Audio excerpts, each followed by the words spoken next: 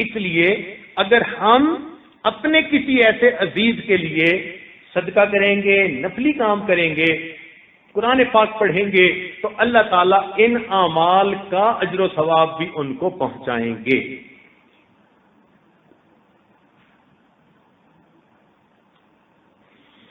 حضرت شیخ الحدیث رحمۃ اللہ نے ایک واقعہ لکھا ہے، فرماتے ہیں کہ ایک اللہ والا جا رہا تھا،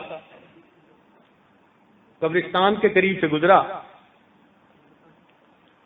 تو اس نے کچھ پڑھ کے قبرستان والوں کو ایصال ثواب کر دیا۔ تو اس نے خواب میں دیکھا کہ قبرستان ہے وہی، اور مردے اکٹھے ہو جاتے ہیں ایک جگہ، اور کوئی آدمی آتا ہے اور اس کے پاس ایک گٹھڑی بندھی ہوئی ہوتی ہے، اور وہ گٹھڑی ان کے سامنے پھیلا دیتا ہے۔ اب وہ جو مردے ہوتے ہیں نا، وہ اس گٹھڑی کے اندر جو ہوتی ہے نا ڈاک، وہ ڈھونڈنا شروع کر دیتے ہیں۔ تو یہ پوچھتے ہیں ان میں سے ایک سے، یہ کیا ہو رہا ہے؟ وہ کہتے ہیں کہ ان موتا کے رشتہ داروں نے ان کے لیے جو جو ایصال ثواب کیا، یہ وہ گٹھڑی ان کے سامنے کھولی گئی، تو ہر میت اپنی ڈاک دیکھ رہا ہے کہ میرے پچھلوں نے میرے لیے کچھ بھیجا یا نہیں۔ چنانچہ کسی کو چھوٹا لفافہ، کسی کو بڑا لفافہ، سب اپنا اپنا حصہ لے رہے ہیں۔ ایک بندے کو اس نے دیکھا ذرا پیچھے بیٹھے آرام سے، اس نے کہا بڑے میاں سب اپنی اپنی ڈاک دیکھ رہے ہیں اور آپ پیچھے بیٹھے ہیں۔ اس نے کہا جی مجھے اتنی فکر کی ضرورت نہیں ہے، میرا ایک جوان بیٹا ہے، قرآن پاک کا حافظ ہے، وہ روز قرآن پڑھ کے مجھے بھیجتا ہے، مجھے ڈاک ملتی چلی جاتی ہے، اس لیے مجھے اتنا تردد کرنے کی ضرورت کوئی نہیں ہے۔ اس نے پوچھا کہاں ہے تیرا بیٹا؟ اس نے کہا فلاں بازار میں فلاں دکان کرتا ہے۔ لو جی، اس کے دل میں بات آئی، یہ صبح اٹھا گیا، دیکھا کہ ایک نوجوان بچہ بیٹھا ہے، لوگوں کو سودا بھی دے رہا ہے، جب گاہک نہیں ہوتے تو زبان سے قرآن پاک کی تلاوت بھی کر رہا ہے بیٹھا ہوا۔ تو وہ روز جتنا قرآن پڑھتا تھا اپنے والد کو تحفہ بھیج دیتا تھا اور وہ ڈاک ادھر پہنچ جاتی تھی۔ خیر اس بات کو بہت عرصہ گزر گیا، ایک مرتبہ پھر وہ اسی قبرستان سے گزرے تو انہوں نے پھر کچھ پڑھ کے قبرستان کے موتا کو بخش دیا۔ رات کو خواب دیکھا کہ پھر اسی طرح سارے میت اکٹھے ہیں، کوئی توری لے کے آیا اور اس نے جو کھولی تو سب اس میں سے اپنا اپنا حصہ ڈھونڈنے لگے۔ تو انہوں نے بڑے میاں کو دیکھا کہ وہ بھی حصہ ڈھونڈ رہے ہیں۔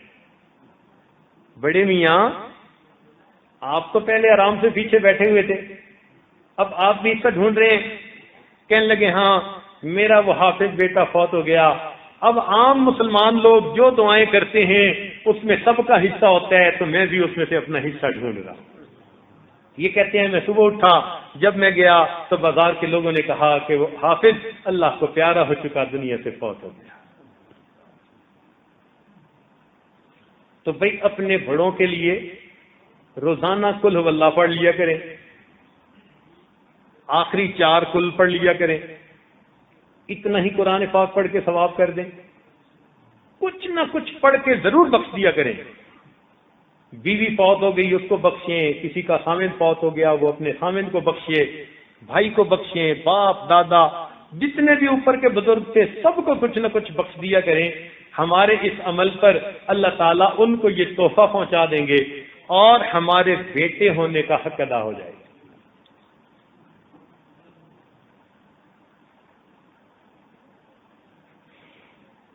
چنانچہ نمازوں کے بعد اپنے موتا کے لیے دعائیں مانگا کریں، امت کے جو لوگ گزر گئے ان کے لیے دعا مانگیں۔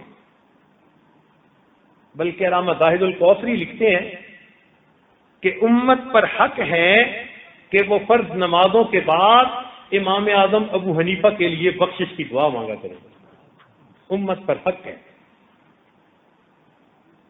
ایسا انہوں نے کام کیا جو اصول فقہ مرتب کیے، اتنا لینڈ مارک کام انہوں نے کیا کہ وہ کہتے ہیں کہ امت پر حق ہے کہ وہ ان کے لیے اللہ کے ہاں بلندی درجات کی دعائیں کیا کریں. تو ہم اپنے بڑوں کے لیے بھی دعائیں مانگیں، مشائخ کے لیے، استادوں کے لیے، فقہا محدثین کے لیے، نبی علیہ السلام کی بلندی درجات کے لیے بھی دعائیں مانگیں، اپنے آقا کے لیے کہ اے اللہ ہمارے آقا کو ہماری طرف سے اتنا اجر دے دیجئے جتنا کہ آپ کی شان کے مطابق ہے. جزا اللہ عنا سیدنا محمد ما هو اہلہ. تو یوں دعائیں مانگا کریں. نبی علیہ السلام امت کا خیال رکھا کرتے تھے تو ان کے نام پر قربانی بھی کیا کریں. جو ذرا استعداد والے لوگ ہیں نا، استطاعت والے، ان کو چاہیے کہ ہر سال نبی علیہ السلام کی طرف سے قربانی کیا کریں. حدیث پاک میں آتا ہے نبی علیہ السلام ہر سال اپنی طرف سے بھی قربانی کرتے تھے اور ایک قربانی امت کی طرف سے بھی کیا کرتے تھے.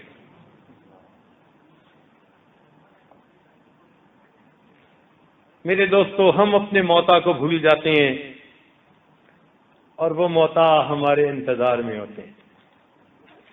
بھول کا تو یہ عالم ہے کہ ایک صاحب کے والد فوت ہو گئے تو ان کے جو سامنے والے پڑوسی تھے وہ کہنے لگے کہ صدمہ تو ہمیں بھی ہوا. تو میں نے اپنے بچوں کو کہا کہ میرے بیٹو، چونکہ سامنے والے دوست کے والد فوت ہو گئے، اتنا بڑا واقعہ ہو گیا، لہذا اب 40 دن کم از کم تم نے اس گھر کے اندر کوئی ٹی وی نہیں لگانا، کوئی گانا نہیں لگانا، کیونکہ اس گھر میں غم ہوا. کہنے لگے کہ میں نے اپنے بچوں کو اس بات پہ تیار کیا اور تیسرا دن ہوا کہ جس میں فوتگی ہوئی تھی اسی گھر میں ٹی وی آن ہونے کی آواز آ رہی تھی. چوتھے دن اس گھر میں ٹی وی آن، میوزک چل رہی ہے، گانے بج رہے ہیں. 3 باتیں اس عاجز نے اپنی زندگی میں بہت اہم پائیں بچوں کی تربیت کے معاملے میں. اس 35-40 سالہ یہ جو تجربہ ہے بچوں کا، بچیوں کا، اور متعدد مدارس کا اور متعدد ملکوں میں، 3 باتیں وہ اس سارے تجربے کا نچوڑ ہے.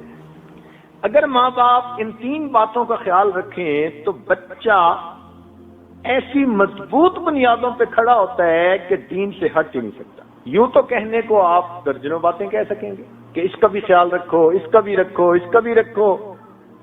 کتابوں پہ کتابیں لکھی ہوئی ہیں تربیت الاولاد کے بارے میں، مگر جسے تھمب رول کہتے ہیں وہ اگر ہمارے ذہن میں بیٹھ جائیں کہ ہم نے بچے کی کن باتوں کو مضبوط کرنا ہے، ان پہ بچے سے کوئی کمپرومائز نہیں. ان 3 باتوں سے پہلی بات کہ بچے کو ہمیشہ سچ بولنے کی عادت ڈالی. یہ چیز آپ کو ہلکی سی محسوس ہوگی. اللہ رب العزت کے ہاں سچ اتنا مقبول ہے کہ سچ کے صدقے بندے کو دین دنیا کی کامیابیاں ملتی. اگر کبھی سچ کے باطنی فائدے ہمیں محسوس ہو جائیں اور سچ کی وجہ سے جو برکتیں زندگی میں آتی ہیں وہ محسوس ہو جائیں تو ہم تو سچ کی خاطر کٹ مرنے کو تیار ہیں. اس میں محنت نہیں ہوتی، یہ کام بڑا مشکل ہے، اس لیے کہ اس میں پھر ماں باپ کو بھی سچ بولنا پڑتا ہے. اب پھر کیسے ہوگا کہ ادھر سے فون آیا تو بیٹے کو کہہ دو ابو گھر پہ نہیں ہے، اب وہ بچہ سچ کیسے بولے گا؟ اور دوسری عادت بچے کے اندر جو پیدا کرنی چاہیے وہ نماز کا اہتمام. نماز تو پڑھتے ہی ہیں بچے، بچپن سے اس کو نماز کا اہتمام سکھانا ہے، تسلی سے وضو کرنا ہے، پاکیزگی کا خیال رکھنا ہے، وقت پہ نماز پڑھنی ہے تکبیر اولا کے ساتھ اگر وہ بیٹا ہے. اس کے اندر ایک فائدہ تو یہ کہ اس بچے کے اندر پاکیزگی آ جاتی ہے، کیونکہ بے نمازی بچہ تو استنجے کا بھی خیال نہیں کرے گا، اور اگر نماز پڑھے گا تو کپڑوں کی پاکیزگی کا خیال رکھے گا. تو پاکیزگی بھی آ گئی، وقت کی پابندی بھی آ گئی. اس سے خوش نہ ہو جائیں کہ بچی نماز پڑھتی ہے اور بچہ نماز پڑھتے نہیں. نماز کا اہتمام، اس لیے بچے کو دیکھیں کہ جلدی جلدی نماز پڑھ رہا ہے تو نہیں، اس پہ کمپرومائز نہیں ہے.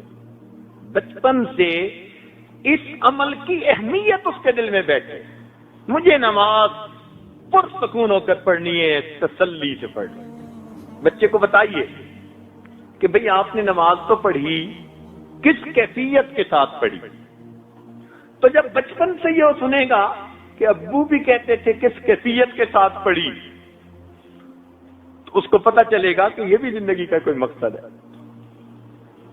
آج تو اس مقصد کو ہم بھولتے ہی چلے جا رہے ہیں۔ تیسری بات، بچوں کو خدمت کی اہمیت سمجھائیں۔ کام کاج جو گھر کے کیے جاتے ہیں اس پر کیا اجر ملتا ہے؟ ماں کی خدمت، باپ کی خدمت، بڑوں کی خدمت، استاد کی خدمت، خدمت کا جذبہ بچپن سے بچے کے دل میں ڈال دیجیے۔ آج تو پانی کا گلاس بھی نہیں خود پی سکتے بچے، وہ بھی دوسرے کو کہتے ہیں کہ لائیے۔ اس لیے آج شکایت ہے اکثر ماں باپ کی طرف سے، بچے کام میں دلچسپی نہیں لیتے۔ بھئی آپ نے بچپن میں کون سی خدمت سکھائی ہے اس کو؟